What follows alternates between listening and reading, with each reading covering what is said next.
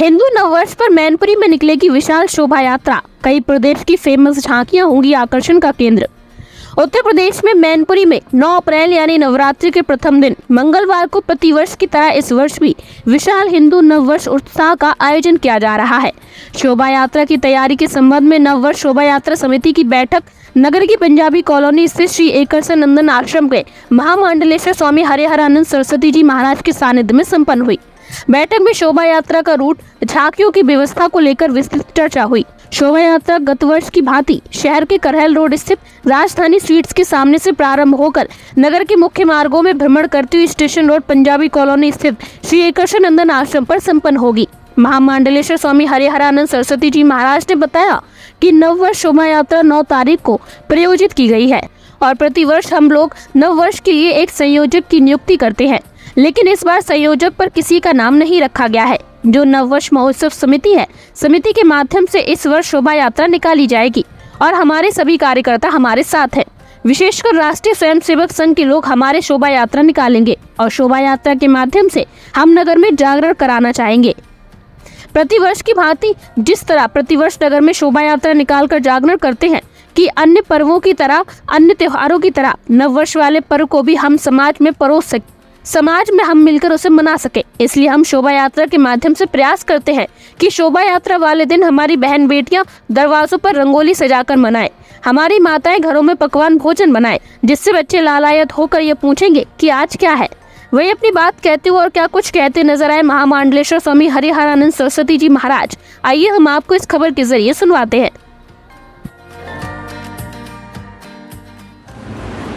नववर्ष शोभा यात्रा 9 तारीख को प्रायोजित है और जिस प्रतिवर्ष हम लोग नववर्ष के लिए एक संयोजक की नियुक्ति करते थे, लेकिन इस बार संयोजक का किसी का नाम नहीं रखा गया है। जो नववर्ष महोत्सव समिति है, समिति के माध्यम से भी शोभा यात्रा निकलेगी और हमारे सभी संगठन हमारे साथ हैं।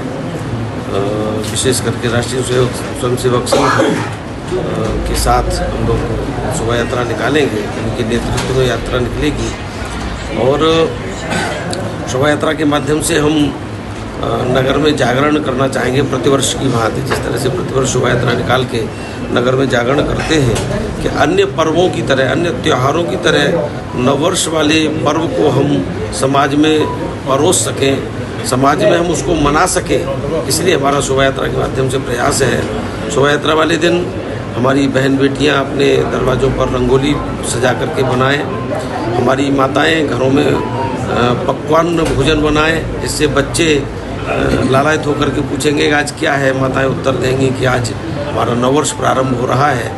1 जनवरी हमारा नववर्ष नहीं है।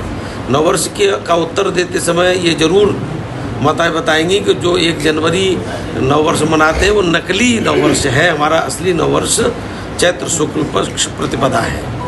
इसके लिए हम लोग शोभा यात्रा के माध्यम से, सोशल मीडिया के माध्यम से और एक दूसरे को बधाई के माध्यम से हम बधाई देंगे। नववर्ष मंगलमय हो, हैप्पी न्यू ईयर हम नहीं कहेंगे, हमारा नववर्ष मंगलमय हो। ऐसा करें जब एक दूसरे को बधाई देंगे तो हमारे नववर्ष का जो असली नववर्ष है उसका ठीक से प्रचार प्रसार हो सके, इसके लिए हमारा ये प्रयास है। क्या कुछ तैयारियां की गई हैं? क्या झांकियां और विभिन्न प्रकार के आकर्षण क्या रहेगा? शोभा यात्रा में तमाम झांकियों की व्यवस्था की गई है। विद्यालयों से भी संपर्क किया गया है। विद्यालयों से अभी हमको झांकियां मिलने वाली हैं। सजीव झांकियां हमारे यहाँ आएंगी और अन्य झांकियों की व्यवस्था है। विशाल शोभा यात्रा जो प्रतिवर्ष निकलती है उससे किसी महीने में कम न हो, पूरी व्यवस्था की गई है। झांकियाँ अच्छी से अच्छी झांकियों के साथ हम शोभा यात्रा निकालेंगे।